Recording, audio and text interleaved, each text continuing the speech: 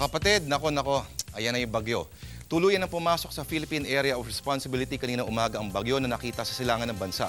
Tinawag yang Sendong at ang masaklap mula sa pagiging tropical depression kahapon, lumakas at nag-upgrade na si Sendong sa isang tropical storm. At may storm signals na rin.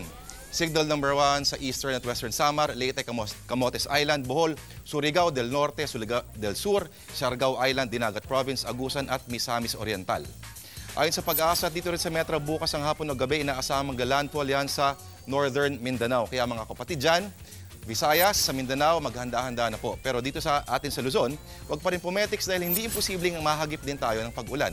Ngayon, nagtataka ba kayo kung bakit may bagyo ngayong Desyembre? Kung titingnan natin ang history, hindi naman to sobrang kakaiba dahil noong Desyembre ng mga taong 2001, 2003 hanggang 2006, 2008 at 2009, lahat nagkabagyo. December yan. Pero maiba tayo. For the past 84 years, ang Time Magazine pumipili ng isang taong nagkakaroon ng matinding impluwensya sa naturang taon. Ito'y tinatawag na Times Person of the Year. At ang napili nila para sa 2011, eto, The Protester.